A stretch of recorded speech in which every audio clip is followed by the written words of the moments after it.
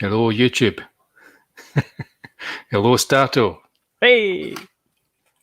How are you this fine? Oh, here we go. Right, okay. Right off the bat. Is this a root beer? No, this is another one of those. Why this is my nightmare.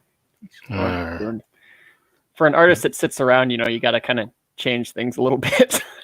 Is it ginger and beetroot or something like that? No, this one's coconut pineapple. Trying something different. Coconut and pineapple. That doesn't sound too bad. It's one of the better ones. I say one of the better ones. Yeah, I think maybe if they just went coconut or pineapple, maybe the combination seems a bit interesting aftertaste. Kind of starts out with an aftertaste. Is it one of these drinks that has like a sediment at the bottom of it?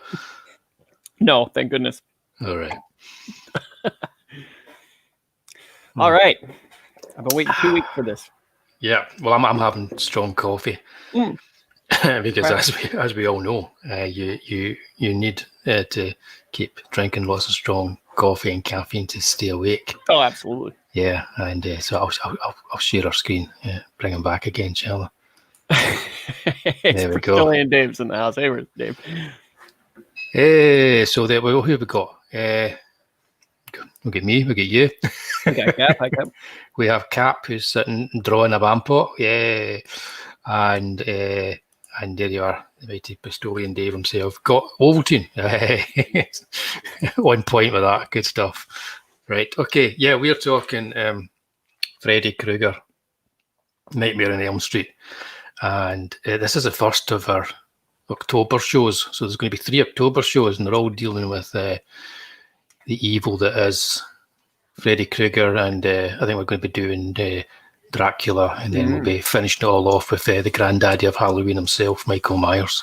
Not the Austin Powers one. The Shape.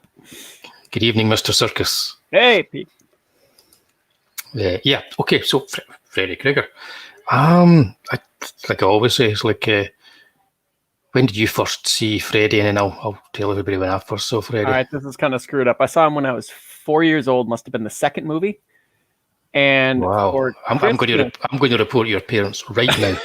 Well, my mom was always I didn't get scared at stuff at night because I was so into like the background kind of stuff, makeup and things like that. I knew most of the stuff. There was your actors and things, and I didn't really repeat it. I didn't get scared. I slept just fine. So it was like, what's the harm? And then for Christmas that year, and this must have been, I don't remember who got it for me. This must have been my dad getting it for me. I'll share my screen quick here. Was these I got some like squirt kind of toys, like Freddy. They're like the first 2 there. I got those. Those are very disturbing. I know they are, yeah. And then I got what was the other one? Freddy Yo-Yo. For my fourth Christmas, I got those. I got to ask, is that an official piece of merchandise? Because it doesn't look like an official piece of merchandise. It was like one of those licensed collect them all kind of. There were different. You could find it in the store. Yeah, they were different licensed, things. And Freddy at the time, he was a little bit bigger. He wasn't quite there yet. Not until I'd say Dream Warriors maybe, or the fourth one. Would he have been national status and and stuff like that? But it was about 4 years old, and I think that might be even the first horror movie I remember watching. Wow. No, the first horror movie I remember watching, I think, was this one old obscure movie called Popcorn. Yeah. Right. Yeah, it's a tough one to find. I don't even think it made it to DVD. No, I think you mentioned that before. I took a note, but I haven't found it yet. I'm going to have to look that one up. Hard to find. Yeah, there's Dave. VHS one. Yep. Mm-hmm. Yeah, I saw the first one a little bit later. Yeah, not too much later, but the second one, yeah. Yeah, I saw it on VHS. I don't it was probably a pirate one, to be honest, because most of the most Recorded of the up. new most of the new releases in the video shops that we got were pirated versions, and they would sell them under the counter, or rent them under the counter You wanna buy before a the movie. official ones came out. Yeah, so I think that's probably where I saw it as a pirate video, and I think likewise the second one. I might have seen an official video of the second one. Third one was the first one I saw in the cinema. So. That's Yeah. a heck of a start for the theaters. Yeah, because that's where it really kicked in. I think that's most considered the high point. Yep, that's kind of where the franchise sort of like everything just kind of came together with that one. I think that's where they kind of Wes Craven found was their just trying way. to kill it dead. The studio wouldn't let it go. Popcorn. I've got no recollection of popcorn. Really? Yeah, that's weird. That. But I'm not going to Google it during the show. But No. it's one of these things. I might see the image and go, it's that one. Yeah, it was like, Especially if it was in on Fangoria. TV, and it had like this killer. He had like up on. He almost looks. You know what? He kind of looked like the Tatty Bogle Man. I mean, he's got like some stitches in his face. Of course, he's bald and yellow eyes, and kind of looks like a stitched on face kind of thing. Not as handsome, of course. I won't forget. I won't forget that. He had a mask on for a while. It was almost like a Phantom of the Opera situation. Okay. Took place in the theater. But yeah, I've got to look that after this show. I'm going to have to look it up now and find a copy. if you can, it's really hard. If I can. I think the internet might help me. Yeah, it might. It could possibly. Yeah. So we got the first one here. The first that started it all.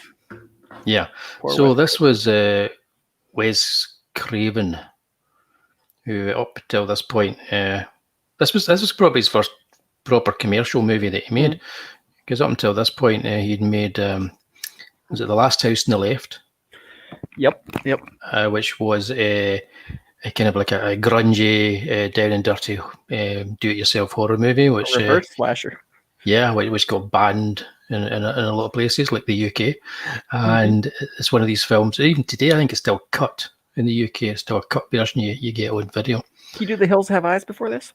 No, yeah, The Hills Have Eyes came after. It was a more refined version of it. He was kind of like he was working on the same themes that he'd worked on, I think, with Last House on the Left, and it was a bit more of a refined kind of version of that, but it was still more of a grungy horror movie. And Last House on the Left just had these psychopaths who were kind of like based on Charles Manson.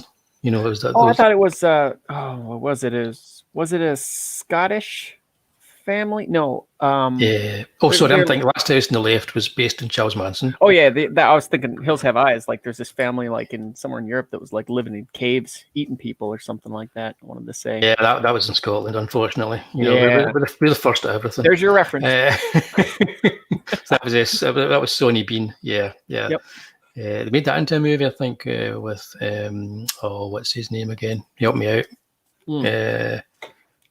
Which one? Hills Have Eyes? No, Sonny Bean. They made that into a movie with what's his name? I don't remember. Begbie from Trainspotting. That's shocking. Really? Yep. With Robert Kyle, huh? That's him. Yep, that's the man. Thank you. Yep, I'm pretty sure they made a movie of that, or I might have just dreamt it. I don't know. Interesting. I have those kind of nightmares. Yeah, but The Hills Have Eyes was great. The Hills Have Eyes had Michael Berryman, and it had that incredible look that he's got, and that led to him doing this, which I think is probably his most commercial film at that point. Still not a big studio picture. No, he had to give up the rights just to get this thing done. I know. But yeah, this is kind of the studio that built New Line Cinema, because they made their money off of all the sequels that came in. That's pretty much what kept them going. It would have been interesting to see. David Warner was supposed to play Freddy, but he backed out the last minute. He couldn't do it. So they got Robert Englund based on, I think, V. He was in V at the time. He was quite kind of popular because his character in V. Yeah, he was a comedy relief in V. So it was like a weird kind of Michael Keaton Batman situation when everyone's going, Mr. Mom, are you kidding me? And then we get Wullie. Yep. But yeah, I remember seeing that in this documentary. They were talking about the makeup test for David Warner, and they're making him look like this crazy old man, and then it's like, what? Because they were trying to hire older, but it's like, why are we hiring older when we're just gonna cover him up in makeup anyways? What does it even matter? So Yep. started looking older or younger for that. Yeah, David Warner would have been interesting though. I think he would have pulled it off just as well, but he wouldn't have gone. You know, it would have been totally different. Yeah, it would have been totally different. I don't think it would have turned into the wisecracking character with David Warner. No, it would probably only gone maybe a sequel, if that, with him original. Yeah. If anybody's not looking at the screen, should look up every now and then, because we're going to have it's going to be like a DVD extra. People Circus is going to bring up lots of facts. Evil Dead there. And they're all good ones. Yep. Yeah. Yeah. They also had Jaws as well. Was it Jaws or something that gets torn in the Hills of Eyes? Yeah. Raimi and they're all kind of little like pals, like Carpenter, Raimi. Yeah. Because we talked about this on the anthology thing, but the first segment of Body Bags had cameos from like Raimi. It had cameos from Wes Craven playing a drunk. That was that first one when he was just having fun with his friends. It was a really great segment to see. Yep. Yeah. The thing with this film is not everybody, or excuse me, everybody, not every piece of advertising used Freddy as the main bit of advertising. So that's like the official American poster, which I really liked. I think that was done before like the whole thing was done. I mean, yeah, and I think it was a case of like Freddy became a kind of like a breakout kind of horror character from the movie, but the movie was really about Nancy, the Heather Langenkamp character. And young Johnny Depp, who's up there on the right. Craven wanted this to be a beat your fears kind of movie anyways, and the studio decided, nah, we're going to make this a classic monster kind of thing. Yeah. Even there, though, I don't know if they totally went that route until after they'd seen it, you know. Yeah, they tacked that ending on. Yeah. It's weird that, because the way the film ends, because I looked at the extras, it was in the DVD, and it's like, it's not that different to what Craven was originally going to do. The only difference is it's just to let people know, in his original one, it's like the Freddy Krueger, the evil entity that he is, gets defeated. And the studio, of course, are like, people want to jump out their seat and go out laughing at the end of a horror movie, so he's still there, you know. So they kind of came to a compromise, and that last scene was put in. Putting the blow up doll through the window. Yeah. Yeah, that's just awful. But, you know, well, yeah, that's terrible. They could have thought of something better. But I think it was a case of that they were doing it in an afternoon. They had to get it done. Yeah. You know, what do you have to come up with? That was Bob Shaye's idea. Yeah. He doesn't have the best ideas sometimes. But, it had a fantastic poster, which I don't think I've got here. I should have put that one here. It's, I think it was Graham Humphreys that did it. The British poster was terrific. It's like it showed like a suburban American sort of town, and it was her face in the centre, and it was Freddy was in silhouette in the background, his glove in the foreground. I guess it's a much sought after poster by collectors. So I think they realised by the time they got it over to overseas markets that, well, Jings, we've kind of got to use Freddy to sell this. Freddy's the selling point of this, you know. So it did it really well. One thing I do like about Craven is I mean, you know, nowadays it's the big thing to subvert expectations. You hear all that all the time, and nowadays what it is making you think you're going to get something you want, and then throwing it in a way that makes you angry at the movie, kind of like The Last Jedi did. But Craven was a master of subverting those expectations in a way that makes you go, whoa, like with Johnny Depp. You know, like up until then, there are those rules. You had to, you know, it's very like anti-sin based rules. If you don't do anything wrong, usually you'll live through the movie. And there's only one person that was very innocent. Yep. But then when Johnny Depp got killed, I think that was very similar in like a Hitchcock kind of let's kill off Janet Leigh. Yeah, I think so. Yeah. And nobody saw it coming, which made it a huge memorable moment because it's like he didn't do anything. And Craven did that better than he did with Scream. He did it with Last House on the Left. He did it with, I want to say there's other ones, but he was really good at like saying, this is not. Which, well, Scream was funny because it was the one that everyone thought it was in the first place, but it filled you with doubt. Yeah, exactly. Yeah, no, he was particularly good at subverting your expectations, and he would always try and find something thematic about the movie he was working on, and Was he a psychologist or good at psychology or something like that? Yeah, I think he was. So he was put that in the movies. Yeah, but he was more intellectual in the way that he approached his horror movies than most people were. Mm-hmm. A nice guy, from what I understand. Yeah, he seemed to be. Nobody seems to have a bad word to say about him, which is unusual. Right. But there we go. Yeah, the first kill. The first kill was actually I'd forgotten. And I watched it again recently, and I'd forgotten how gruesome it was, and bloody and gory. A really good kill. They used the old trick with the turning the set, and making it look as if the person's flying around the room, and it's done really well. With the rotating room. Yeah, you used it again for the Johnny Depp scene. Yep. Well, don't let it go to waste. I think that's what we're thinking. Mm-hmm. Yeah. So that was from the old. I think it was Fred Astaire. Was it Fred Astaire that did that? Mm-hmm. Yep, pretty sure. Yeah, it's a pretty simple contraption, but nobody uses it. Incredibly dangerous if you're inside it, though. I want to say the last time it was used was like a Saturday Night Live Billie Eilish performance. She did a thing where she was singing and like crawling all over the walls, but they had a rotating room and the camera was stuck in one spot. Right. Kind of thing. It was really crazy. Indeed. But they don't do it much anymore. It's just easier to CG it, I guess. Yeah. Oh, I'm going to come to that later on, actually, when we get to the last film we're talking about. Remind me, CG. Yeah, remind me. The glove, because it's like Dave was saying, when he was a kid, it stopped him from having a bath. I think he was joking. But again, this is like your Janet Leigh in the shower. It's taken somewhere where you're relaxed and you're comfortable, and then it includes this element of horror. And with Freddy being like a dream character, or dream monster, as it were, a dream demon, he comes up through the bath. I think this is almost like the iconic scene from the first movie with the glove, where people really understand just how terrible this glove is, and the subtext that are in the movie as well, with teenagers and sex and all that kind of stuff is there from the first movie. I like that opening, like constructing the glove, and you had like super thin strips of film, like lots of big black screen, and then like little. Yeah, he's making it the whole time. That was before he got burned, I'm assuming, but. Yeah, well, let's talk about Freddy Krueger then, because he's a child killer. We assume he was a child molester, but it's never said that he's a child molester. Not overtly, yeah. No, but we assume that maybe it's your imagination as a viewer. You can decide just how bad he was as a human being.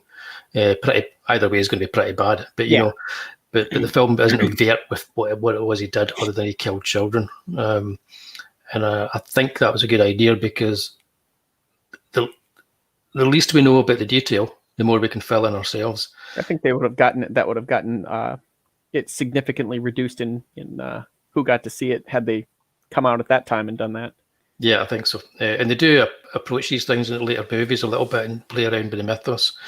But it works better when there's more mystery to the actual reality of the character, I think. I want to say Hammer did a movie like that. It didn't play super well. Was it Don't Take Candy from Strangers? Or yes. And they came right out with it, and it was like, that didn't do great at all. Yeah, it's, however, a very good movie. It's a very interesting movie. Yeah. A little blatant, a little on the nose, but... Yeah, but it's not a horror movie as such, but it's got one or two scenes in it that are incredibly creepy and well ahead of their time. They kind of remind you of the kind of stuff that might be getting done in the 70s, and this was made, I think it was in the 50s. Yeah, I know Hammer movies that don't have Christopher Lee or Peter Cushing in them. No, well, I would recommend. There's a few that do it that are really good. I recommend giving that one a wee spin if you get a disc. It's an interesting movie to watch. You can get it cheap too. It's in a really super cheap collection from Mill Creek now, with like 4 or 5 other movies, like Snorkel and stuff like that. Is it Cash at Demand? Is that there? I don't remember. There was like one of the Mummy movies. The Gorgon's on one of those sets. Snorkel, Nightmare. I think there's a few of them. Like the way lesser Hammer movies. Less known Before they went movies. monster, they were doing more suspensey stuff. Yeah. They like to try every genre and put their own spin on it. But yeah, we brought that. Did I bring that up there? I don't know. Yeah, that's what it becomes. He becomes the bastard son of 100 maniacs. Oh, we'll get to that. Yeah, we'll get there. But yeah, as a horror movie, some of it's kind of hokey now. You look at the effects now, and even at the time, some of them. I've seen where he's got the elongated arms when he's walking down. Oh yeah, you know, and it's a guy with two sticks with the hands at the end. But I quite like that. I do. It's like, and Wes Craven is also is well known for making movies that maybe have some pretty bad effects in them. If anybody's ever seen, if anyone's ever seen Swamp Thing, my. The suits in that are abysmal, but they're probably as good, better than they should have been. You know, when you look at how much money they had when they were making the movie. Imagine the budget for that movie wasn't the most amazing, though. I don't think it was. No, I think it was like 10 days filming in a swamp. Oh. That's pretty much it. Yeah. But so I think it's a good movie. It's become a classic. It doesn't quite have the wisecracking Freddy that everybody thinks is going to be in it, because he's still been formed as a character that's like that. So this is when Roger Moore was trying to be Sean Wait, no, that's the other franchise. Yeah, well, you took the words out of my mouth. This is more of a Sean Connery version of Freddy Krueger. Before we get on to the Roger Moore version of Freddy Krueger, which I like. I like the Roger Moore version of Freddy Krueger. If this makes no sense to anybody, then you're on your own. I'm not going to try and explain it. You got to go back and watch our James Bond, Roger Moore. Pretty much. Get a few of those gaps. Pretty much. I believe that Freddy Krueger is like the horror version of the Moore Bond, or he becomes that. And funny enough, I wasn't the only one that thought that, funnily enough, because Rennie Harlan thought that as well. He envisaged Freddy as a James Bond-like character when he made the fourth one. Yeah, so we can. Was Rennie Harlan the fourth? Or was the third? Was that Wes Craven? No, he wrote it. No, the third was Chuck Russell. That's right, Chuck Russell. Yeah. Okay, Rennie Harlan was the third, yeah. Well, right now we're looking at two. I always liked the poster that they used. So now he's a bus driver. Yeah, he was a bus driver. But if you look at it again, the film poster is not portraying Freddy as the Freddy we know. Yeah, that's a poster in the centre there. The poster that was used for the video is all Freddy. It's all Freddy. The first one, or the first, because that's that same kind of bone glove. It does. The same artist doing all these posters with the same look. I've got they released a box set some years ago on DVD, and they had all the videos as separate discs with the original cover art, which for some crazy reason they don't do for every release, but they should, because it makes a big difference. Now, do you think that Wes Craven, when he was designing New Nightmare's hand, took that in consideration because it looks just like it? Yeah, I think he probably. Yeah, I think so. Yeah. I kind of wonder now that I'm looking at it, like that looks just like the genie, the genie's hand. Oh, yeah. Well, I don't know. You got me thinking now. Yeah. I need to think about that. What's this? Rob Ager brought up some good points about how Tina's arm falls out on the news footage report on TV, and how the arm also falls out when the body bag is dragged in from the school. Yes. Yep. Yeah, the body bag being dragged, that's a terrific image, I think. In a school corridor. Mm-hmm. Yeah. One thing you've got to take in mind when you watch these movies is they're making movies for teenagers. Oh, yeah. That's what they are. They're like your old school horror movies for the 50s. You know, they're making them for teenagers. Yeah, they're like drive-in movies, but not for drive-ins. Mm-hmm. So that's essentially what they are. This film, okay, this is there's a couple of odd ones out in the franchise. This is the first real odd one out. Absolutely. I think is it Jack Shoulder that directed it? He made a film called The Hidden, which is actually really good. I quite like The Hidden. It's kind of like alien that takes over people's bodies. It's got what's his name? The guy from Twin Peaks, and Kyle MacLachlan. That's the man. Let's get him in it. And, it's a lot like the Jason Goes to Hell. Yeah. It's better than Jason Goes to Hell. Well, the concept, yeah. Yeah, but you're right. They stole that whole concept for Jason Goes to Hell. Masters. Yeah, exactly. That's the original. You're right on. But I quite like that film, and I don't think it does an alright job of this. But I think Wes Craven didn't come back, and I don't think they realised just exactly how to make Freddy work. They were still playing around with ideas of how to make Freddy work. So it's very much a possession movie. It's almost like his possession, the main character, this chap here that you see. There's one scene in here where he's not even, they didn't even have Robert Englund there, just thinking we'll just throw some guy in the mask. That was the shower scene. I don't know if you'd known about that, where they just got some stuntman and he walks in like Frankenstein. If you see the movie, you can see he just kind of comes in real stiff, like when the coach is getting attacked. And that's some other stuntman. And at that point, they shot it and looked at it and it looked like garbage. So they're just like, we got to get Robert Englund back. Got to get him back. Yeah. No, I didn't realize that. But yeah, you're right. There is a shot which looks kind of odd. Although there's lots of other things you're looking at during those scenes. Well, I wasn't. You're like, oh my God, what are they doing? It's very camp to say the least, but Kevin Yeager's Freddy makeup in part 2 is hands down the best in the series. Yeah, it's I think 2's got the best makeup. It's also lit much darker, like the first one. I mean, like, the other movies, they got him in sunlight. They're always having well lit. And this one and the first one, he's really in shadows a lot. He is. He is until they decide to bring him out at a swimming pool party. Right. But even then, he's like backlit. He's backlit. Yeah. They tried to do their best. I think the cinematographer must have been pulling his hair out and going, When he ripped himself out from that picture there, it was like a low lit room. So, yeah. I mean, like I think they tried to hide it a little bit. They did. This is the I suppose it's the gay subtext Freddy film. I think there's no subtext. No, there is no subtext. It's right in your face. Because the lead character here, this guy is obviously he's going through some kind of like internal conflict and some kind of change to do with his personal life, and that's going to be shown by having Freddy try to possess him both physically and also kind of like mentally, and have him see him in places where he. Mark Patton. Mark Patton, yeah, Mark Patton. And it's camp indeed, as people said. But I just find it's interesting. It's got an exploding budgie. Is it the budgie of the canary that blows up? Yeah, I think any movie that decides to put a small bird in and have it explode in a living room is worth watching. It's like, I mean, no disrespect, Statto, but I see how it is.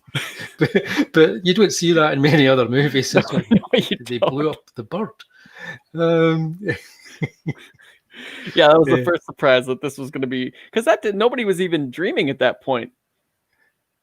No, I think they were trying to turn it into a haunted house movie too. Yeah, that's what I mean about they just didn't really know what to do with the character exactly yet, because that's just that wasn't a dream. That was just the canary blows up. Let's explode a bird. Yeah, what's up with the canary? Boom. Yeah, you don't get that in many movies. You know what I bet it was? It was like in like John Woo movies, whenever there's going to be a fight and like the doves all fly away. That's what happens. Like whenever there's going to be a horror, canary explodes. That's the new thing. That's it. Oh yeah, that's good. See, I was going more with like the double take pigeon from Roger Moore and Moonraker. Maybe every movie would have a different bird explode. That could be a new thing for Freddy. I'll be watching it. Oh, the horror! My cousin goes into a church. The doves all fly, and then next thing, boom! Awesome. Yeah. But yeah, this is Freddy's Revenge. But his name's up there. It's at the forefront. So yeah, they are going to like. But again, I say it in the movie poster. It's not. It's only they realise once they get onto video, and I think they realised this is all about Freddy. Freddy's what people are coming to see. Because Robert Englund's the only thing that ties all the movies together. Mm-hmm. You think about it. I mean, they're produced by Robert Shea, they're produced by New Line. Yep. Rachel Talali's involved in most of them as well. So there's people behind the scenes that are always there, even with Wes Craven not being there. But he's the only person that really does link them all together. He is by and far the yes. Well, maybe him and Brad Dourif. They're the Wolfman, or they're the Lon Chaney Jr. of all this, because Jason had 3 or 4 guys. Michael Myers had at least 4, 5. Chucky was the same. Doug Bradley, I suppose. No, even then, there were 2 movies without Doug Bradley. Yeah, nobody talks about them though. For Hellraiser, and with the exception of exactly, with the exception of the very last remake, Robert Englund, he's been there since the get. Yeah.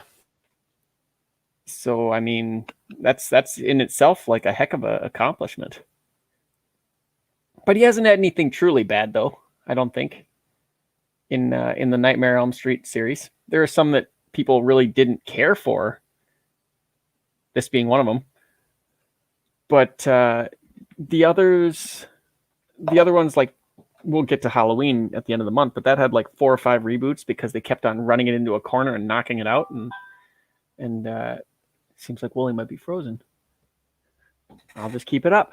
And this one here, they went, I think it probably peaked at 3 and then did like a roller coaster ride all the way down to 6 before it got its reboot, which eventually we'll talk about again. Oh, hey, look, it's Statto at the movies.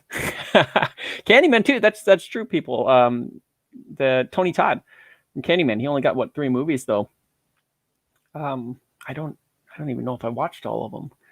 I do remember the first 2. Of course, I watched those for a really long time ago. I saw a lot of these horror movies when I was like really, really little. I've been getting them piped in since before I remember. I think some of the first movies I remember watching were horror movies. That explains a lot. I should talk to a psychologist. Anyways, do you guys like my avatar? It's John Saxon, because these first couple movies, the first and third, were filled with sex and violence. Oh boy, I'm killing him. Oh shoot. But yeah, I remember watching all of these movies. I think after a while, at the same time, I got no, I didn't watch them at the same time. It's been pretty steady through my life. But then a few years ago, I got the whole set and watched them all back to back. Stop laughing, Dave. I'm doing the best I can. Freddy versus Jason, when we get to it, I'll just talk about it right now. That was the first R-rated movie that I ever saw in theaters. I don't know what. Watch all these when I was a kid. That's good. And I think most kids did. Most people that I knew didn't get to watch them as kids. I'd go to kindergarten and I'd go to kindergarten and it would pretty much just be like, what did you watch last night? Oh, I was watching Nightmare on Elm Street. What did you watch? I was watching Barney. My parents wouldn't let me watch Nightmare on Elm Street because it's scary and I'm not allowed to watch that. See, I didn't have that problem. And not that it mattered. I would get up in the middle of the night as soon as my parents and everybody went to sleep, and I would walk through the dark, eyes shut, didn't need to look, feeling the walls, get all the way to the TV, turn that thing on, turn the volume down really low, and just sit and watch horror movies all night. Kind of like, I don't know if you guys had in the UK, like TNT Monster Vision. We had that. We had like these late night horror hosts. There's Joe Bob Briggs.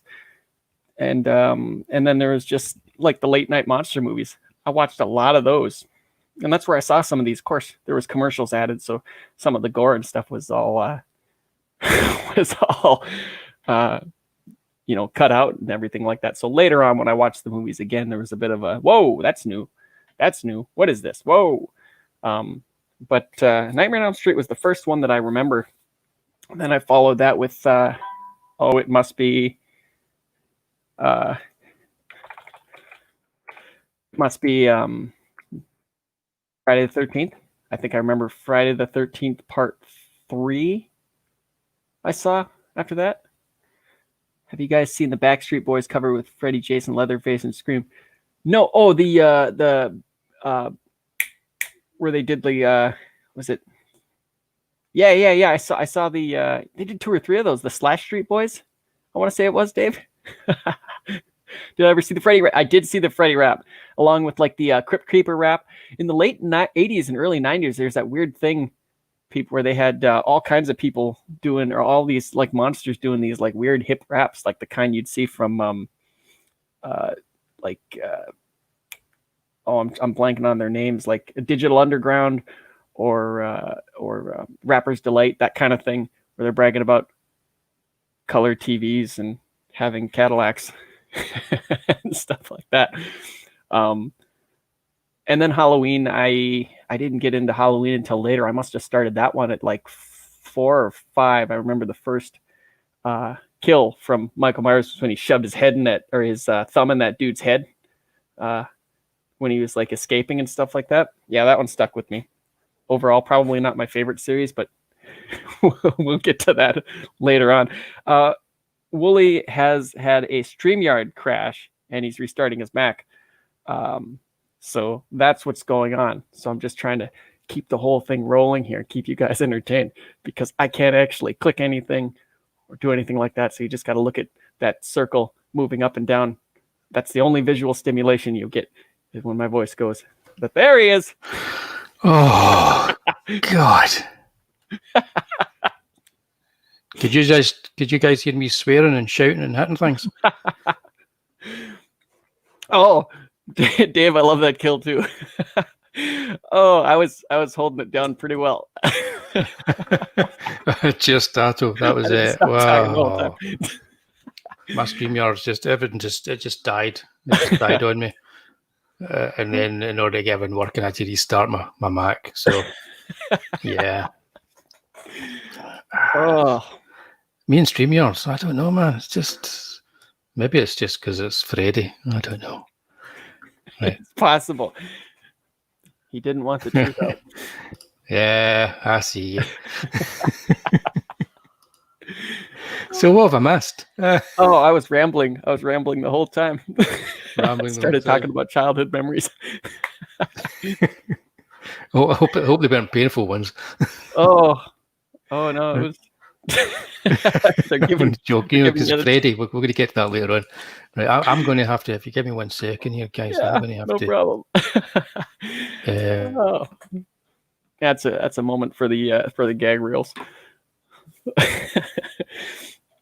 But yeah, I don't know. Did you guys out there in chat? You guys have a lot of like horror hosts in the UK? Like, I remember when I was really little, ours was this. He had this like skull face and a fedora. His name was Mad Frank, and he'd come out and he'd be like, "Oh, we got us a great show for you tonight." And he'd show old monster movies. Every once in a while, he'd get a decent one, but a lot of it was just old cheesy monster movies. I never knew if anybody else really had that. Everything. We had a guy called Mad Frank when I was growing up, but he didn't show monster movies. He just was a guy who was absolutely mad. Oh no, yeah, he had skull makeup and stuff, and he would show all these cheesy monster movies, and he would be in the commercial bumpers, be like on public access or like local TV stations and stuff. I'm just waiting. I'm waiting for Photoshop to open up. Yeah, where were we? And what movie were we talking about? We were on the second one. Second one, right? Yeah.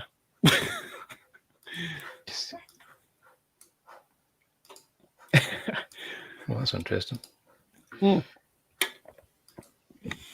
anyways, yeah, this one was the experiment. I think Wes Craven, once he came back for the third one, he straight up nailed down what it was, put all the rules in place. Basically told them what they have to do going forward. Yeah, I think that's true. I think that's what he did. But they didn't kind of go with his idea at the end of the day. Which, No, I think it got bloated around like 4 and 5. And of course we'll get to that. It seems to be like the catchphrase for the show today. We'll get to it later. We'll get to it later, yeah. But yeah, this was like was it Jesse was the lead character in this one. Lead character. Jesse was going through a change of some sort, and Freddy again was going through a change because they were just trying to work him out. Bringing him into the real world, I don't think that was a great idea. You Both know. learning to become men. Yeah, I know No. it's all there. There's loads there in the subtext and everything. So yeah, it's worth watching. It's an enjoyable kind of So most would schlocky. say it's probably the worst. Yeah, arguably. I mean, like the original 6. It's got dogs with human faces in it, doesn't it? Yeah, it's got dogs with masks. Yeah, but that was a thing. That's supposed to be the coach and the best friend, I think. Was that? Oh, right. Yeah. So yeah, it didn't look Yeah. like him. At least one of them was supposed to be the coach, but it Yeah. didn't really carry off very well. No, I know it didn't quite work. But they did do that in Invasion of the Body Snatchers as well. Mm-hmm. Where they had the dog man hybrid, so the dog running that had the face of a man. Right. So it must have been a thing. It must have been a thing back then. Hey, here Hey-ho. we go. High point Hey-ho. of the story. Finally, This right is now. the part. I think when anybody thinks of Nightmare on Elm Street, I think this is the one that they think about. Whether it's the kids fighting back those needles, the TV thing, the most famous line, "Welcome to Prime Time." I think this is the one. You can only rescue one from a giant studio fire. This would be the one I think they grab. This or the first. Yeah, I had some things going for it behind the scenes that maybe the other ones didn't have, because it did have Frank Darabont writing the script. Mm-hmm. So I mean, he's written some of the best movies out there. Shawshank Redemption, the first season of The Walking Dead, the good season, the Green Mile. So he's kind of like, he's no slouch when it comes to writing something, and he understands kind of pulpy kind of material, and he knows how to kind of elevate it a little bit, just enough. I think that's what they did with us. So it's got, yep. This is the one Peter Gilmore endorses as the greatest. That's right. He was saying that. Yeah, that was a thread that I posted a link to us in, and then the person who put the thread up deleted it after we all started talking about it. So that was a bit odd. More than you bargained for. It's only 3 or 4 tweets, but yeah, that was a bit odd. Oh, the peeps right, the puppet. That was ridiculously memorable. Ugh. Yeah, the thing about it is some of the effects are kind of like, they're cheesy and they're effects, but they're well designed, and the scenes they're well directed, and they're just good ideas. So the idea that the little puppet turns into Freddy, comes down off the wall, walks over, that they've just got enough of a budget and enough of a time to do a wee bit of stop motion, but they do it, and it's fun, and then it just grows into real Freddy. That's kind of the point of the, especially with Freddy, it kind of just became a roller coaster ride. Jason, arguably like number 7 when he was fighting like a Carrie knockoff, kind of had that same kind of, whoa, that's fun. But I mean, like, for the most part, they never really did reach this kind of like I had a great time laughing and then freaking out and then laughing again. Yeah, well, like I said, this was the first one I saw in the cinema. And it's probably the best one to see in the cinema with a full audience, because it plays a wee bit like a Roger Moore Bond. It's like all these little set pieces, and there's cracking wee puns that come at the end of them from Freddy. It just works well. And thematically, it plays to the teenage audience brilliantly, because they have all these different kids, and they've all got their own kind of problems, and they are all archetypal sort of characters. It's kind of like the Breakfast Club meets Freddy Krueger. It's absolutely inclusive. Don't worry, he'd kill you too. Yeah, exactly. It's like he doesn't care. He'll kill everybody. But there's loads of different kind of characters in there for the people to kind of like see a wee bit of themselves in without pandering to that. Absolutely. So it works brilliantly, and it brings back Nancy from the first film, fleshes her out. Her character is aged. It brings back John Saxon as well as her father, who's now drunk, kind of washed out drunk. And he had something to do in this movie. He did, and it has is it Craig Wasson, the guy that looks a wee bit like Bill Maher. I got to point out Kev Pott here. He's never seen an Elm Street movie. Don't know why. He's seen the Friday the 13th and the Halloweens, but never these. It is a roller coaster ride. Let me tell you, it's one of those ones. Sometimes when you watch these movies, like especially Friday the 13th, you watch them all one at a time or same day or like a marathon, and they're very samey.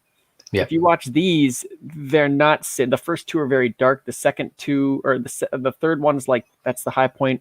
3 and 4 could be watched as one movie, and they're very silly. and then that kind of comes to a silly climax with the 6th. Then you get a dark reboot, so it goes full circle with that, and then you get the big action extravaganza that is Freddy versus Jason. So it's a great one to marathon. It is. I think approach them not so much as they're not slasher movies. Don't approach them as slasher movies. So it's not kind of like movies. Fantasy movies, but also surreal. The surrealistic movies. It's almost like if Salvador Dali was a low budget horror film director, he'd be making Dream Warriors. That's the kind of movie he would make. And there's a giant worm Freddy that is it Patricia Arquette? Which Arquette is it? Yep. It starts to gobble up Patricia Arquette. I think the way they did the effects on that was they did it in reverse. So they pulled her out and then they filmed it in reverse. And because the big giant puppet didn't work properly. It was one of these things where they're building things and doing effects on the day and hoping that it was actually going to work and try and pull it off. It's one of those kind of movies. And that kind of energy that you get doing things like that kind of transfers to the movie. And they also had to repaint it because it looked like one of Connie Mark's drawings. Yes, it did. Every one of these movies has overt sexual imagery, either by accident or by design. And the giant worm, Freddy worm, does indeed look like one of Connie Mark's classic drawings.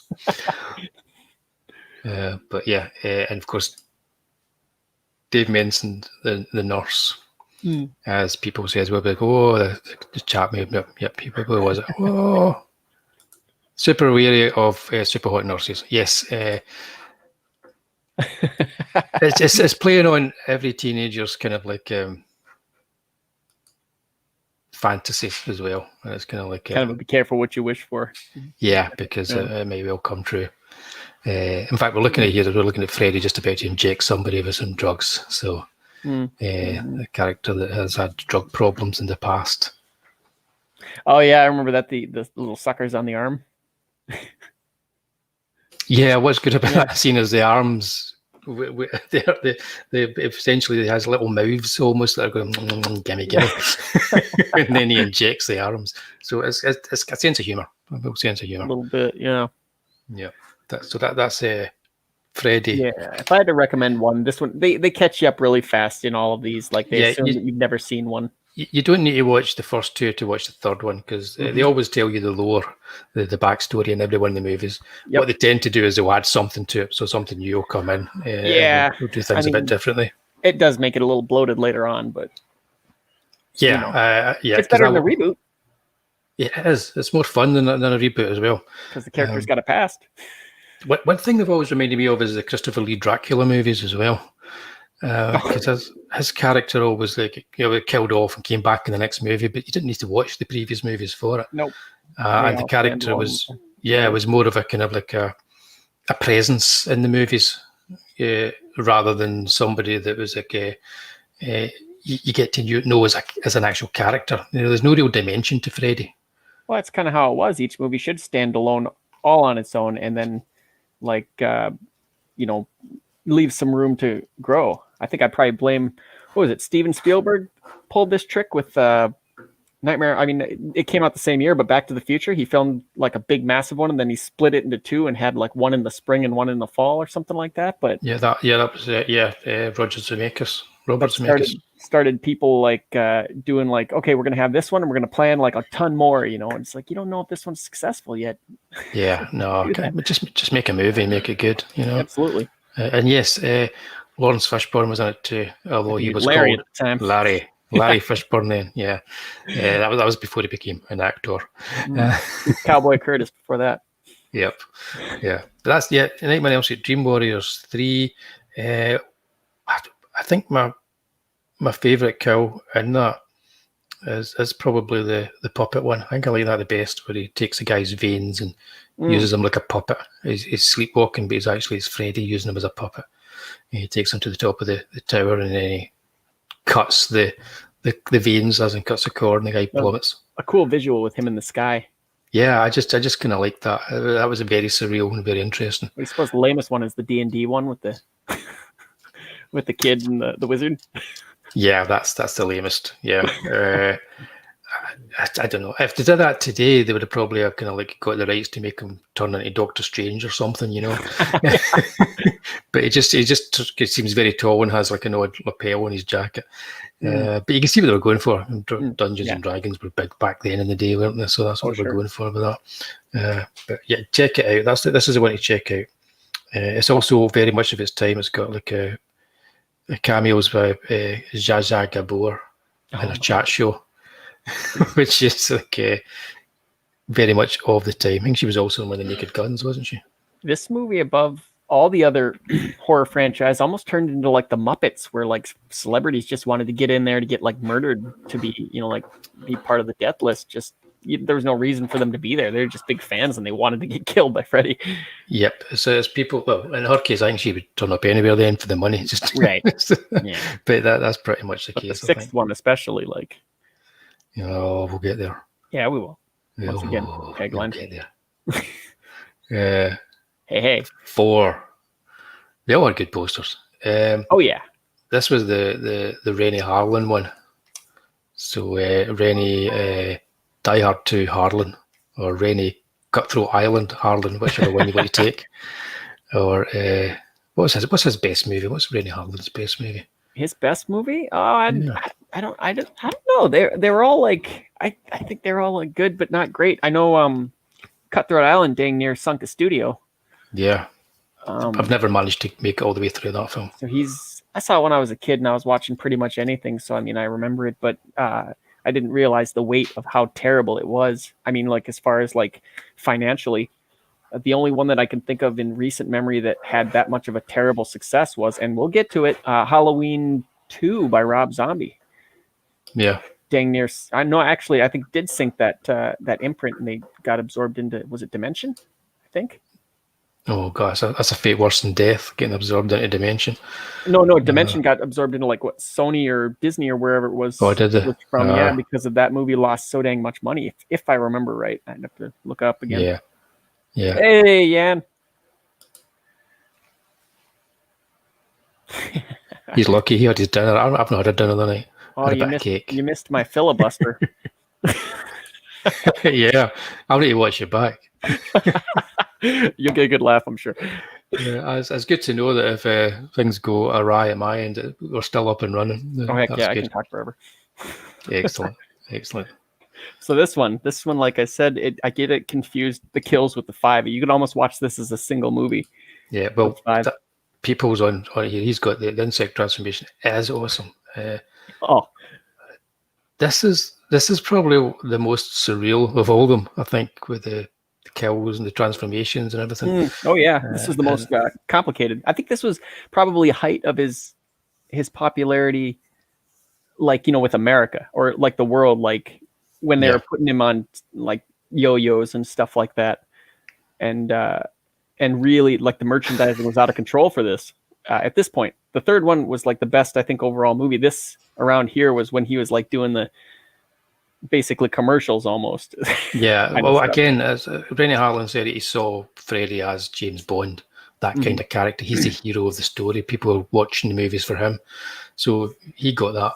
And this, to me, this is kind of like if Dream Warriors was the Spy Who Loved Me of the Freddy Krueger films, this is kind of like the Moonraker. It's trying to do the same stuff again.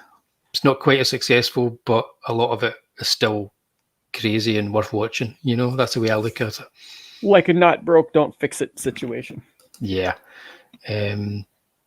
Freddy gets killed in lots of creative ways in these movies, some more creative than others. And he gets resurrected as well in creative ways. Mm-hmm. And I believe this is the one where he's resurrected by the dog. Yeah. Yeah, so the dog essentially pisses fire on the grave of Freddy, and Freddy is resurrected. That was like they threw a dart at a dartboard to like figure it out. Like, how do we bring? I don't know. Like, dog peeing fire. Who had that one in the pot? But yeah, exactly. It's never really explained why the dog wants to do that, because even the dog looks somewhat perplexed afterwards when Freddy starts to come alive. But yeah, it's an odd film, and they do this thing that I don't like in movies, where they take characters that survive the previous one and then they kill them off right away. Pretty much. Well, it's not completely right away, but it is kind of right away, and it's okay. It's what they do in horror movies and stuff like that. But I think it's kind of lazy. I think if they just, why not carry on with those characters instead of having to reintroduce lots of new ones? Freddy's not playing around this time, and yeah, but it's right up at the beginning. Exactly, but of course, if you haven't seen 3, it's not going to mean a thing.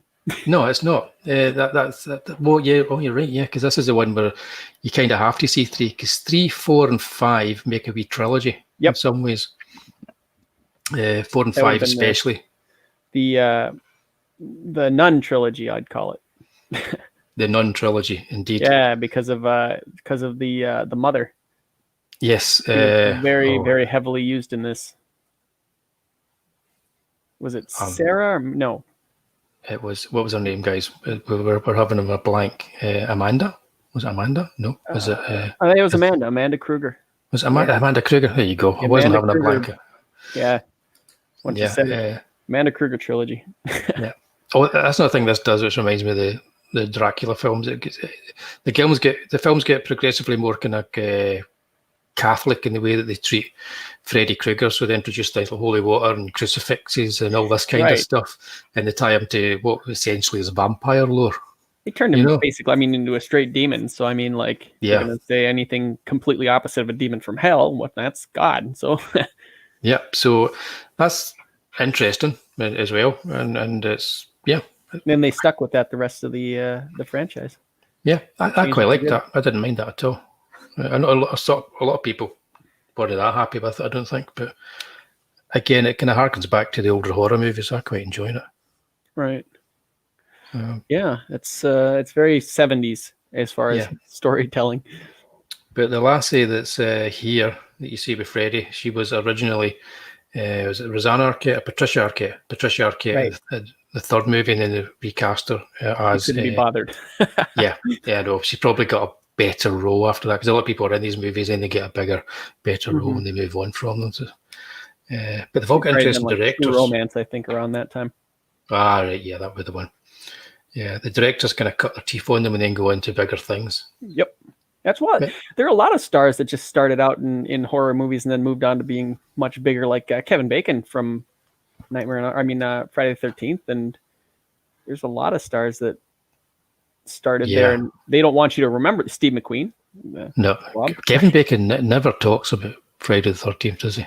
No. Whenever there's a book written about it or a documentary made, he's never in it. He never appears. It's almost like I'd heard that they wanted to do something with him. He was kind of up for it, like saying that he didn't actually die in the movie, but he couldn't talk or something because he had the arrow wound in the throat, and he would have come back for, I think, but it never materialized. He's just needing the money. That's what it is. Not that it would, because at that point it was the mom that did it, so he wouldn't have cared about Jason. Yeah. I don't know. A lot of people love Jason as a horror character.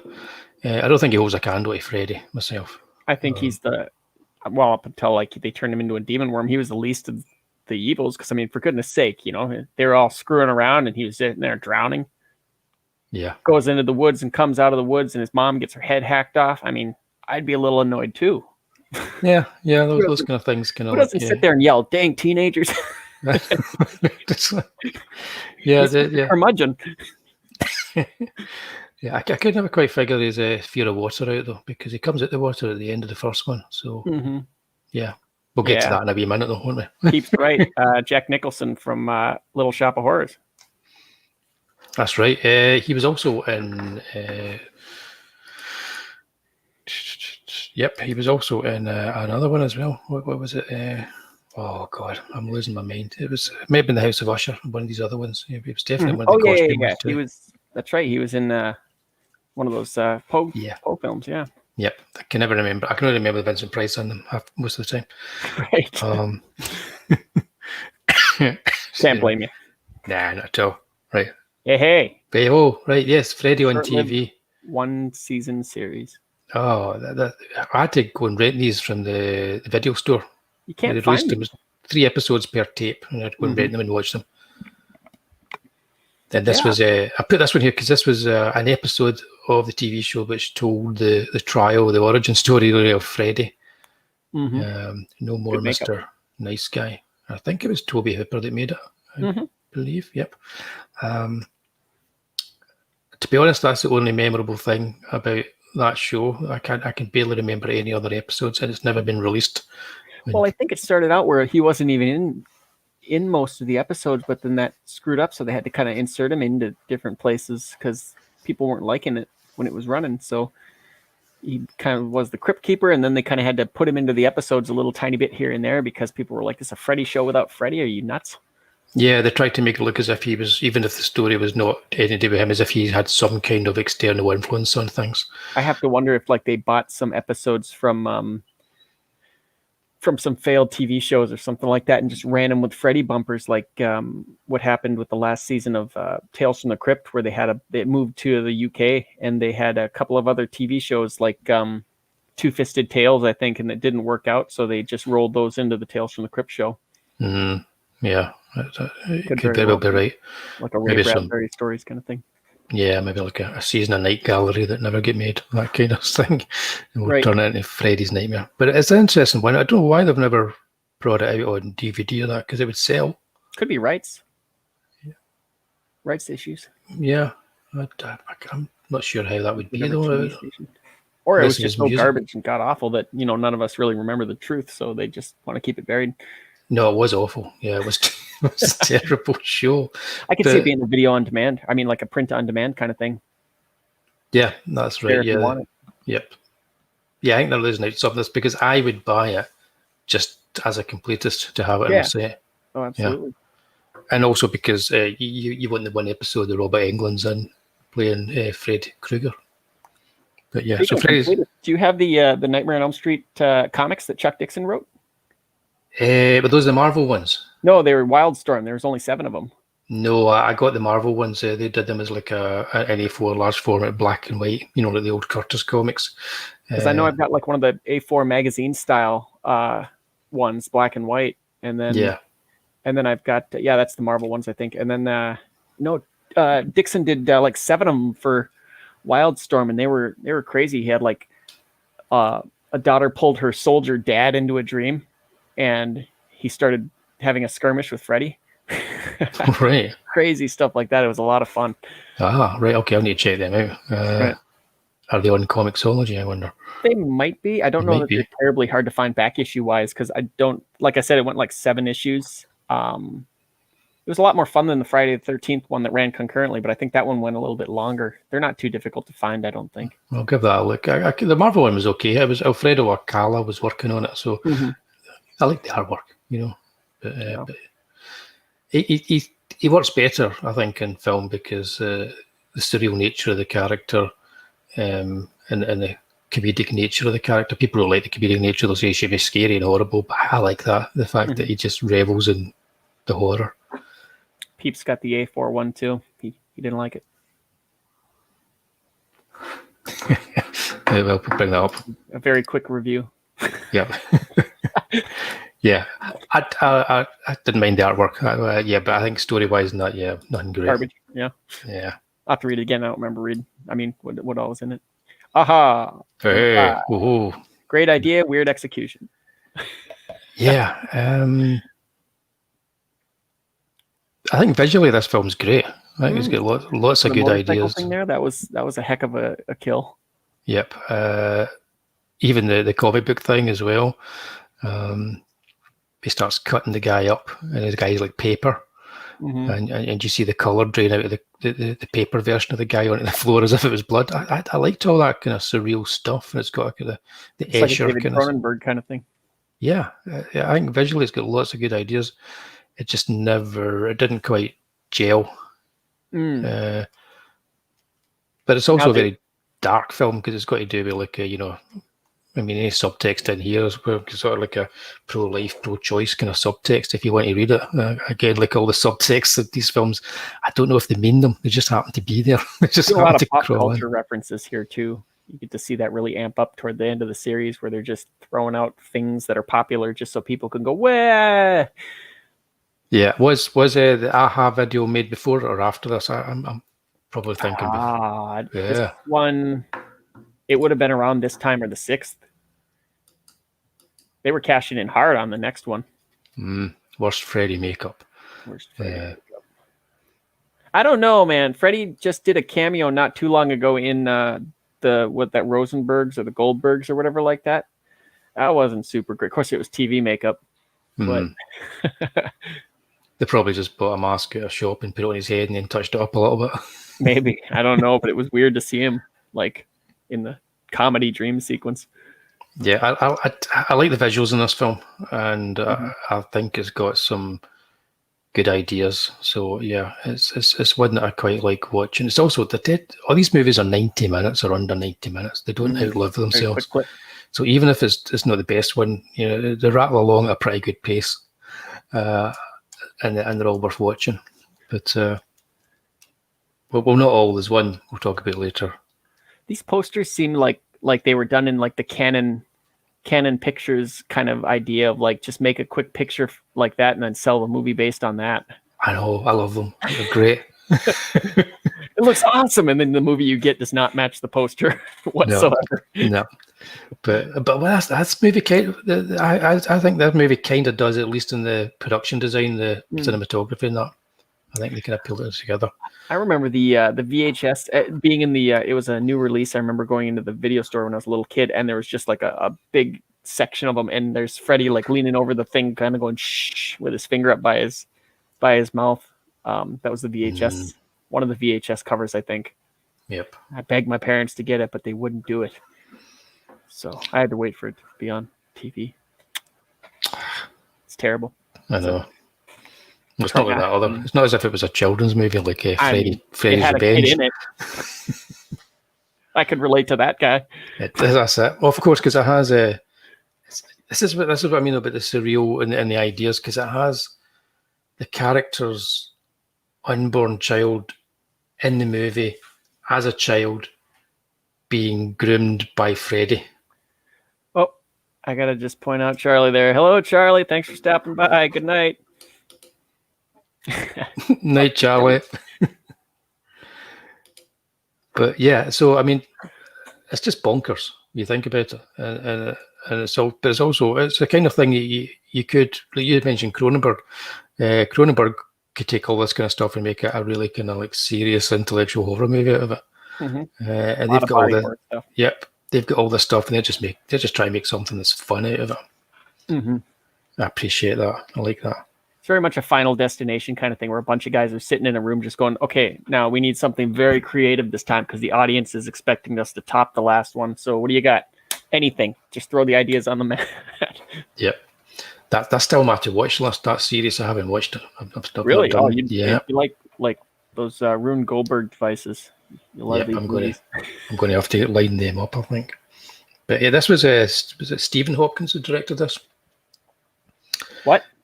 The director, was it Stephen Hopkins? I'm trying to remember. I was thinking like the one scientist for a second. I'm like, what? Oh, yeah.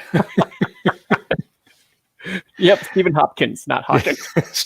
Stephen Hawkins presents A Nightmare on Elm Street 5, The Dream Child. Why are we discussing the intricacies of space? Freddy doesn't do that. You're all my children now. Sorry, I'm not quite as good at the mimicry as you are, Statto. Welcome to prime time. Brilliant. But yeah, he went on to make a kind of jungle movie with, was it Anthony Hopkins? Try to think. He was a good visual director, but his stuff was a good TV director. Is what he ended up being, I think. Well, it's almost like a series of skits that are strung together with a little bit of a narrative these things turned into. Yeah, At I least think they he's also had comfortable. trouble with the censors at this point as well, because whenever the films like this are successful, the censor tends to come in and go, but we're not liking this, and so they start cutting stuff up, cutting stuff Right. out of it. Yeah, Well, I so they think will. that motorcycle scene, there was a ton cut out of that one. Yeah, because that just seems to. It just doesn't seem to gel, that scene, and it's a really good idea. It's like the motorcycle going into his veins and everything. Right, right. There was I want to say some of it was restored, but not nearly enough. So it was still like a hack job. Well, Yeah, pardon the pun, but yeah, definitely. I don't think there's a print that exists with the full sequence. No. That's another thing, because we're low budget movies and that, they tend to throw stuff away. Mm-hmm. If it hits the cutting room floor, they just, they're not Mhm. keeping it for posterity. They're probably not thinking that eventually they're going to be able to sell this stuff in a new media further down the line, to fans. Nobody was thinking that way back then. Right. I think there was like a really low quality, like deleted scene with some more stuff of it in the DVD, but nothing that would have been cleaned up and restored and fixed. So I mean, this movie wasn't really worth it, anyways. I think it was the one that they were just kind of scoffed at this point. Nobody was taking. He was there for money. Nobody was taking him seriously at all. He was just there because they knew that every movie was more profitable than the last. Yep. Or this was very much like a Fast and the Furious, where you couldn't explain how it was still making more money, but it really was. Yep. Exactly. Yeah. And we come to a head with this. It's Looney Tunes, really. Yeah, I think, peeps, you might want to rethink your worst makeup film. It's pretty bad in this film, isn't it? He also looks as if he's been eating a lot of burgers in some of the scenes. Thinking like the video scene.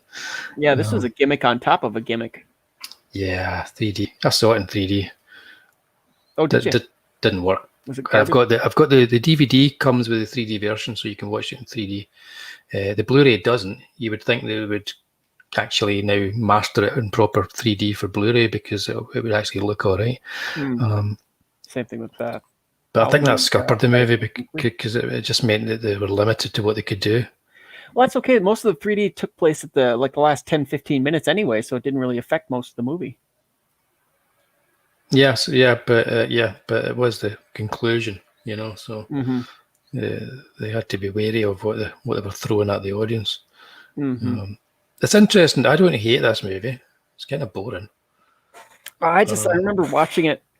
It was weird, like watching it at the end of a marathon, and like I said before, you've come from like really dark origins, and then it got up to like goofy pop culture stuff, and then it kind of gets into like Looney Tunes almost, like that scene when he's pushing the bed of nails or spikes or whatever into the middle of the road, and he's breathing all hard like he's the Wile E. Coyote.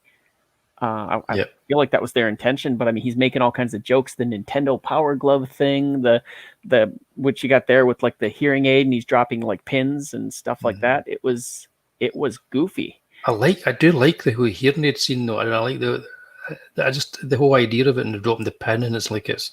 Oh, I know, but it was played so silly, like giggling, and it was almost a kids movie at that point.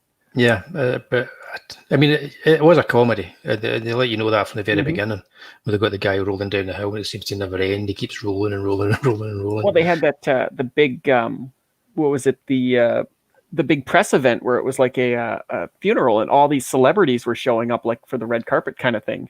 Yeah, it's a weird one, because then they get to the end, and they've got this whole sequence with Freddy's kind of like abusive childhood. You've got Alice Cooper as his dad. Yeah. You've got Freddy as a teenager self-harming, and you're like, what? This is a different movie. What are you doing? Contrasts the two before it with because he was like you don't know which inmate impregnated the nun, and now all of a sudden, no, he grew up in the suburbs. He's just a horrible kid. Or a horrible guy, and he's beaten up by his dad. And again, that's what I say. It's like the lore up until this point with the sort of like the kind of Catholic nuns, all this kind of stuff, was like, cool, I'm going with all that, but don't start showing me the actual what Freddy was as a child, stuff like that, because it's not working. It just doesn't work. Right, and then all the celebrity cameos, because they just needed to get in there. Yeah, like Roseanne and Tom Arnold. Yeah, that's Roseanne giving possibly the worst performance in a Freddy movie. Oh, I don't until Tom Arnold turns up. It was just kind of like, do whatever you want. Yeah, it was But again, it's a good idea. The idea that they go to this town and all the children are gone now because they've all been either left or killed by Freddy. I feel like part of that was lifted from another script because this thing went through like a lot of. It would have made a great Lovecraftian type movie, just that section alone, if they just made that in the movie. But they didn't. It was just, there was so much in there and there was so much happening in it. And cash in. Yeah. It's going to be the end. We want to make money. We're just going to cash in and make it an event. Yeah, but I don't know. I think that was what Robert Shea was wanting to do with the 3D. I think Rachel Talalay was trying to do something with it. You know, she was trying to have fun with it, but it just didn't work. Well, to New Line's credit, though, they were never. I mean, as crazy as these movies were, they were never ashamed of it. Paramount was ashamed of Friday the 13th. Yeah, hated those movies, and that's why he migrated over to New Line. But New Line was always really proud of their stuff. They even called it the house that Freddy built for a long time. So yeah, they loved the character. I mean, they weren't snobbish about it. Yeah, which they knew where they came from, which was great. So it's a shame in a way that they didn't have like any other franchises going that were as good. You know, that they could have been working on. Well, there's nothing as fun, and like I said, like with the slasher flicks, they were all kind of cookie cutter. You watch Friday the 13th and Halloween, and I think Psycho had 4 installments total. I mean, after, you know, like the 80s and stuff like that, it was all fairly, which those are interesting movies too, by the way. I was rewatching them, and they're very different. Yeah, I need to do that. We'll need to look at that someday. Yep. Yeah, I couldn't go that this month because I've got. Oh no, that's okay. We've got a lot of Halloweens lined up, I can tell you. Absolutely. Oh my goodness. Yeah, I'm going to go through them all. Right, if you don't remember those, holy cow! Yeah. Well, I watched from 1 through to 5. Well, all the ones up to here. So I've watched the first 6 Freddy films in the last fortnight. Okay. That's not too bad though. It's not too bad because it's like you say, there's like they are different tones and they don't feel the same film over and over again. No, it's not repetitive at all. Yeah, and to me they're like the Roger Moore Bonds. They're just kind of fun. Even this one, I don't hate it. It's like I can't bring myself to hate a Robert Englund Freddy film. No, if you liked 5 and most of 4, you'll like this one for the most part. I mean, it just kind of follows that natural progression to its ending. Yeah, pretty much. And this is the last one. You know, as far as a canon goes for cinematic Freddy, this is the last one because next up was this one, Wes Craven's New Nightmare. I got to see this one. This one I got to see later. It was from a video store kind of thing because I didn't know it existed for a long time, and then I saw it in the back of a comic book. You know, when they used to put these crazy horror movies in comic books all the time. I mean, I'd seen like Hellraiser and stuff in some of those. So I was, you know, looking back, it's kind of weird that it's like comics are for kids. Hey, you want to see Hellraiser?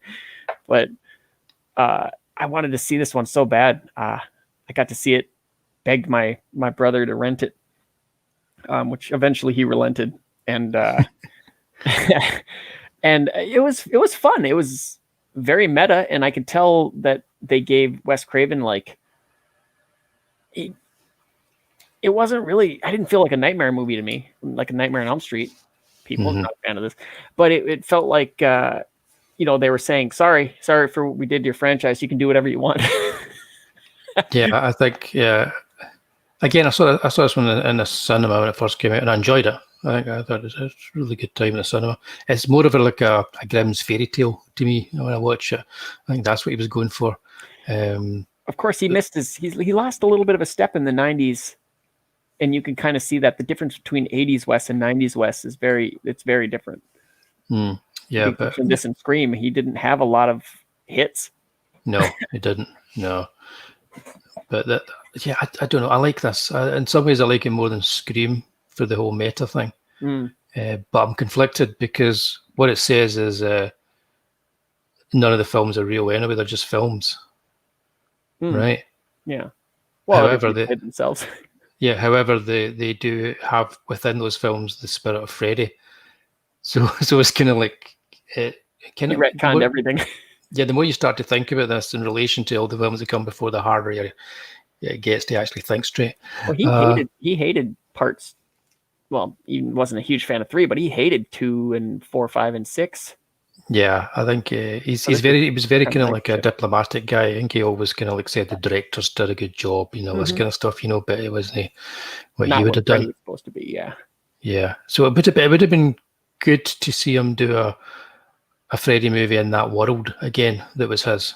But he decided, no, what he's going to do is he's going to bring Freddy into our world, which I'm guessing you're talking about 10 years later, that he probably didn't want to do the same stuff again. No, he just, I could tell he just wanted to try something different. But I mean, they must have offered him a ton of money to come back into this. Yeah. Yep. Because I don't think it was his idea.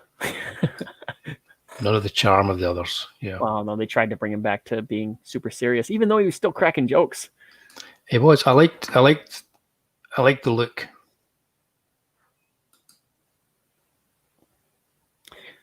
It's true. That looks like a John Grisham kind of like. Yeah, it's like back in the book. It's not a great cover.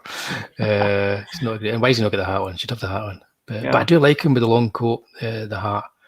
I prefer the glove to the claw hand. Yeah, but I can see why they haven't done that, because thematically it makes sense that if he's a real entity now, they're making that almost like it's part of him. Had a heck of an introduction in this when she's looking into the grave and he's in the casket pulling somebody down, like laughing and stuff like that. It was a great first look. Yeah, I got to say I do like this film. Yeah. I like it off on the side. I don't really feel like this is part of the Nightmare franchise. No, I mean, that's what I'm saying. So the previous one, that was the end of it. That's the end of the franchise. Yep. Kind of. We'll get back to that. Yeah. This is off on its own. This is, I think. Yeah, like this is off on its own kind of thing. Almost. Like this, you know what this is? This is, to me, this is the Halloween 3 of the franchise, because it's way off over. It does have Freddy, but it's way off over there. It doesn't really have a whole lot to do with the rest of the franchise. No, gotta admit, we'll get to that. I'm a big fan of Halloween 3. I bet you are. Yep, I like this. I like Robert Englund in it. I like the way he gets to play Freddy here. I'm not the biggest fan of all the meta type stuff in movies. Really? But because it's kind of like breaking the fourth wall, you've got to be very careful with it. You've got to kind of know what you're doing to do that kind of thing, because you can lose the audience. And I think the meta stuff, if you do it too heavily, you get a heavy hand with it, you can lose the audience as well. Yeah, and I think this might have lost some of the original audience because of that. They just couldn't get past the idea that Freddy was a real person and the movies were just movies. I think that'd be hard to get past. Yeah.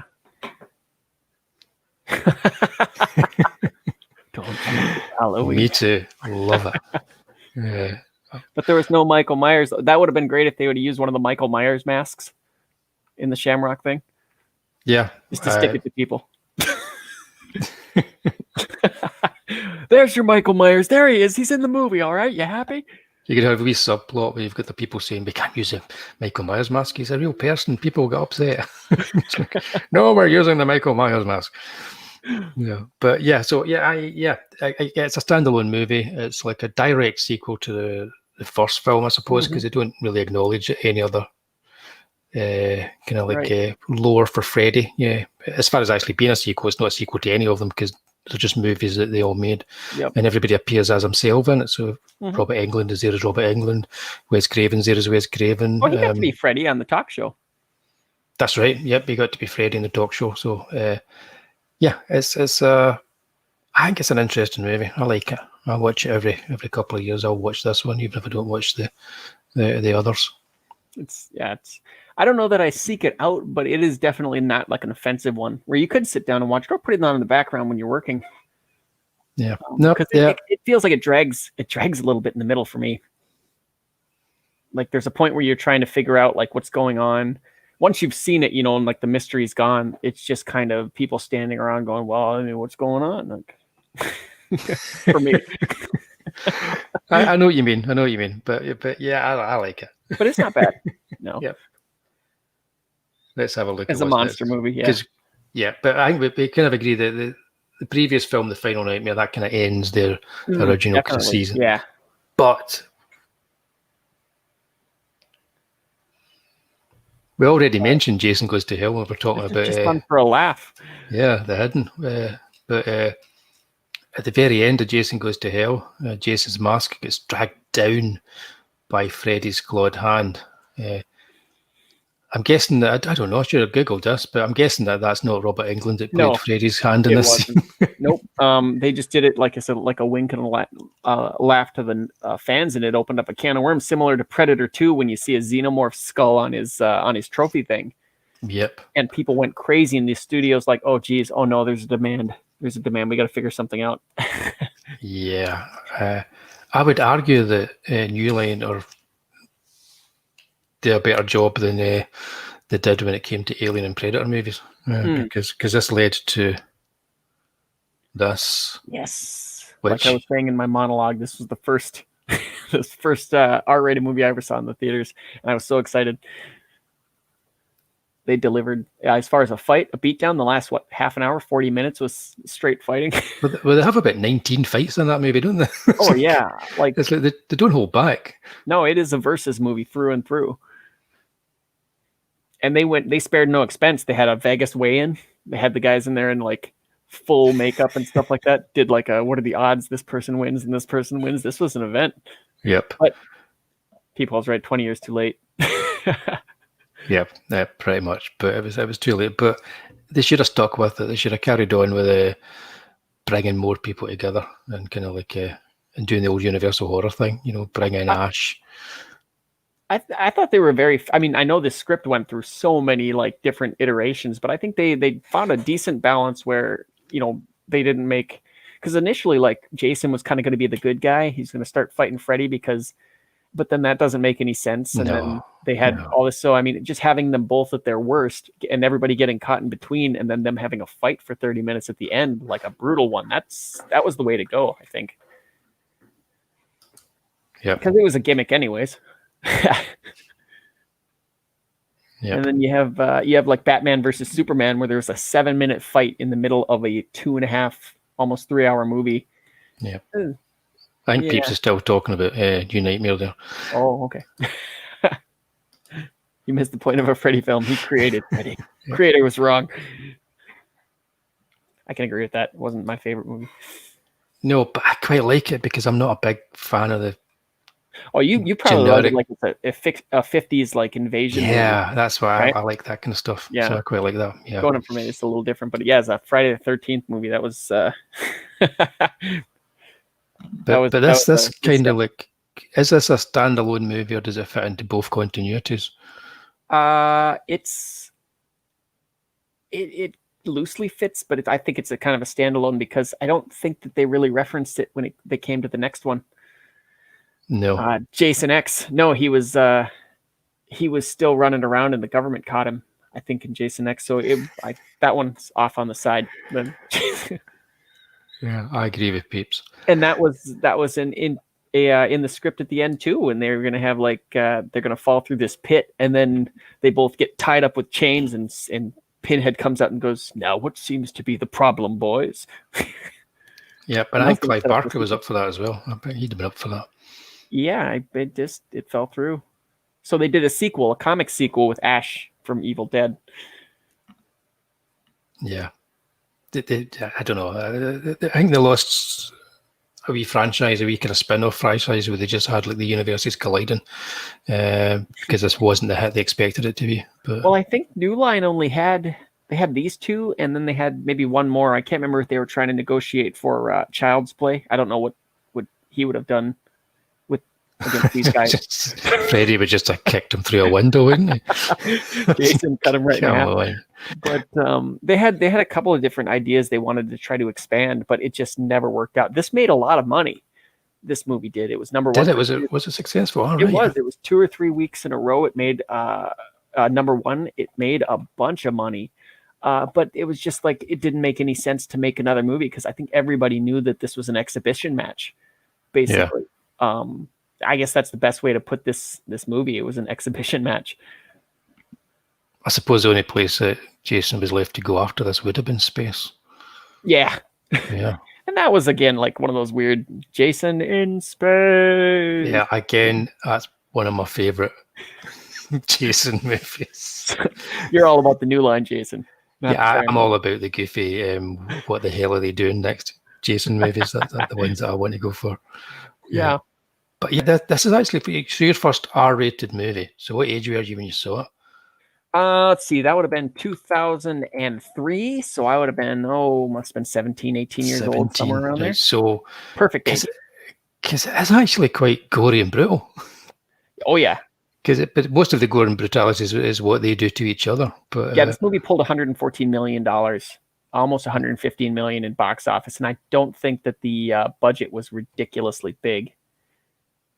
Let me see here. Yeah, the budget was 116, so it made its money back, but I don't think it was enough for them to want to go forward with anything else, because it was just barely squeaked by.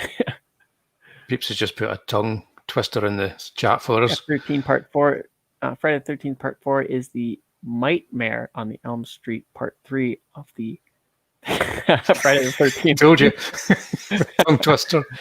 I'll try. Friday the 13th Part 4 is a Nightmare on Elm Street Part 3 of Friday the 13th. Yep. Right, cool. What one was that? What was 4? Which what? What one was 4? Friday the 13th Part 4. 14th, that was the final nightmare. That was, Friday the 13th, that was when he got the machete. Corey Feldman killed him. That was the final Friday. Right, okay. Friday. Yeah. Because I remember seeing 3 in the cinema, because I was going to see all the 3D movies at the time. You know me in the 3D. The 5th one was the fake. The 6th one, he came back and they did like the James Bond opening where he kind of turned and threw the machete like Bond would have. And the 6th one was the cool one where he fought the girl with telekinesis. Then it was like he goes to Manhattan. Actually, now that you're mentioning them, I actually liked more of his movies than I remember liking. Actually, quite a lot of them were good. I've got to get over my Friday the 13th thing. I've got to go back and maybe watch that franchise again. The early ones, I was not a fan of the first one. Maybe that's a controversial statement, but I mean, it was just like one of those things where, people are walking down a hill for like 45 seconds and then a foot comes into frame and then it stays there for 2 seconds and then it moves on. And you're just like, what was the point of that? I know it was to build tension back in the 70s, but I don't think it aged well. No. I do have a fantastic book about Friday the 13th movies, though. It's got interviews with everybody except Kevin Bacon. Oh, they lost his number. Oh, I know. Shocking. But yeah, so where did they end up going? They ended up going from Freddy versus Jason to hold on your hats, people. Let me ask you this. Is this better than Skyfall? Well, I stayed awake for all of Skyfall.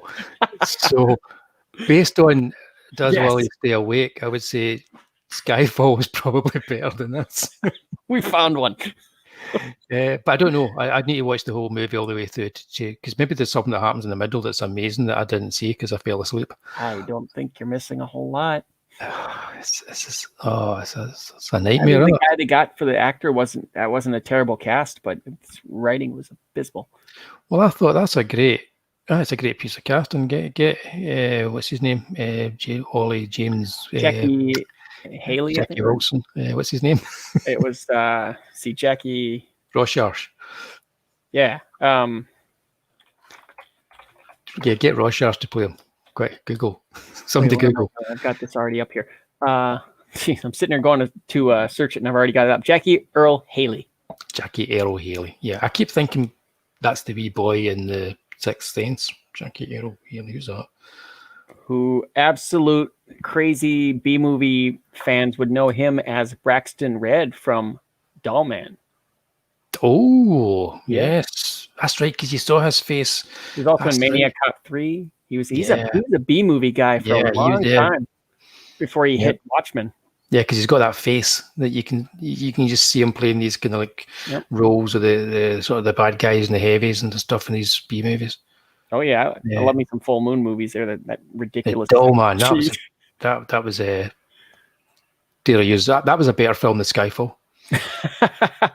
Oh, what's his face? It was Tim Thomerson knocked it out of the park on those movies. Best role, Breaking Away, great film. That was, geez, do I remember Breaking Away? Breaking Away, is that the one with the bicycles?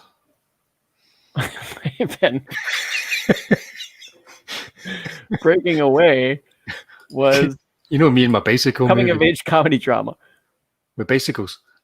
with bicycles. It won the 1979 BAFTA Award for Most Promising Newcomer. That was You did. Dennis Christopher. He's a promising newcomer. So back to this one. You fell asleep. Hang on a minute. I watched clips. I didn't think I watched the whole That thing. was the one with the bicycles. I've just Googled it. That was an alright film, that. Yeah, it was so dull. I watched I watched a few clips. I was just deciding if I wanted to see it. And there was one point where like the girl comes out and her dog is slashed up and she looks up and there's kind of like Freddy in the bushes going, I was only petting him. I was like, oh, this sucks. And then I watched a couple other, and the clips made me angry. Yeah. It's like, they were trying to make it darker, but they were still trying to do like the jokes and stuff, and it didn't fit. And they tried to do the realistic burn stuff. I didn't mind that as much. I guess that was neither here nor there, but just the way they tried to. Kevin Yeager did that as well, but he was clever enough to realize that you don't want to make it look too much like a realistic burn victim, right? Because that's just off-putting, right? But I mean, they were going for that. What was it? It was the trend that started with the Texas Chainsaw Massacre remake, where they go hyper realistic. Oh yeah, that was as much as they could. Oh yeah, because it was Platinum Dunes, wasn't it? They produced this. They restarted this whole thing with that remake. Then they had to do this one and the Friday one, which was incidentally 2009. I think that was the last time we saw a Friday the 13th movie, because there's a big legal battle going on right now between Cunningham and the company. Yeah. For rights, or Cunningham and the writers, because the writer wanted some back payments because of a thing that was passed, and Cunningham's like saying, nope, I don't owe you that, and so there's a legal battle going on for Friday the 13th right now. Yeah, because out of all these remakes, I think the Hills Have Eyes remake is the only one that was any good. Oh yeah, I remember that one. I watched it a long time ago, but yeah, this started off the whole like, we need to remake these 80s in a even darker tone than they were before and suck all what people loved about them out. And not as scary. They were not, the Hills Have Eyes remake was actually kind of creepy, but none of the remakes was scary. Yeah, they had to kind of go the Saw / Hostel route. Yeah, without understanding what Eli Roth was trying to do with Hostel. I think it's the equivalent of like back when the EC comics came out with Tales from the Crypt, and everyone said, "Oh, it's the gore and the violence that works out." So they just did that just soullessly, and it became offensive, and that's what shut everything down. There was a balance with the old Tales from the Crypt stuff. Yeah, but they made a mistake with this one as well. I think even the poster, the people putting together the marketing were embarrassed by the makeup, because it looks better not showing the makeup. But I think shadowed that out, yeah. Yeah, I think that they wanted to make it recognisably Freddy, but the people making this one, unlike your original crew at New Line, they were slightly kind of like embarrassed by the fact they were making a Freddy movie. Well, I think there's also that kind of question of pressure, because I mean, Robert Englund being the only Freddy, that's who Freddy is. You got to associate him with him. And Jason, Michael Myers, Leatherface, all those guys had multiple just like stuntmen basically in there. So it didn't matter who was there. So I mean, the new Jason, he's tougher, stronger, bigger, whatever. He's, Derek Myers did a great job with, what he was given. But it's, at the end of the day, it's a silent guy in a mask. Freddy has a personality. He's the only one. He and Chucky, and nobody's really, up until Mark Hamill here in this remake, nobody else handled Chucky either. Yeah, you're right. It's not good. Another thing was, I don't remember any of the characters in it. No, they were, the same teens that were basically in all these movies.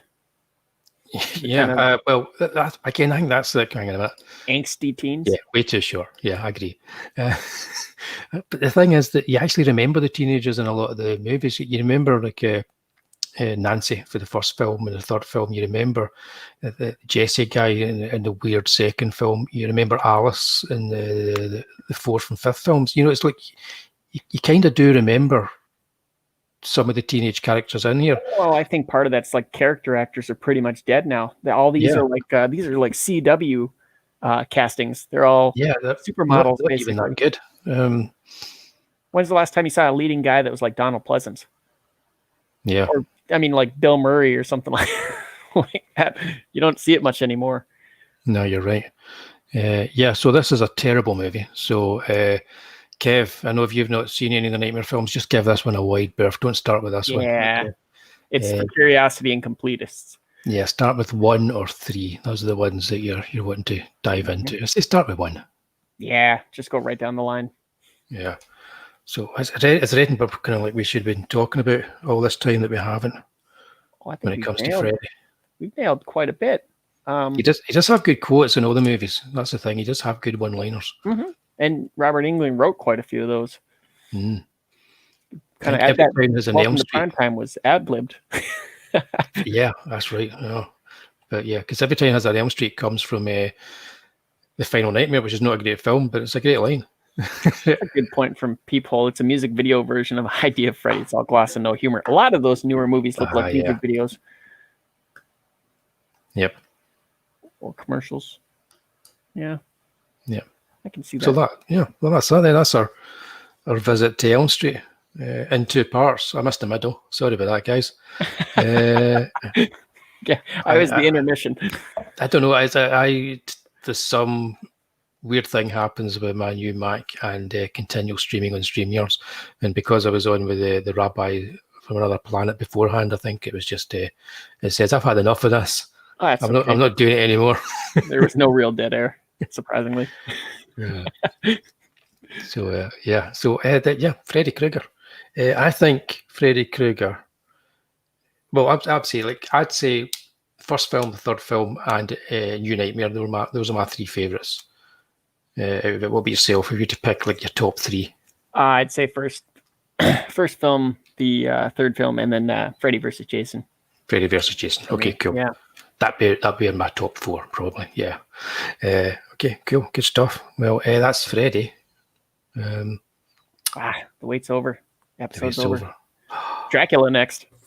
Ooh, indeed. And I collect Dracula adaptations, both like comics and movies. So this one's going to be a lot of fun. Yeah, I'm looking forward to this.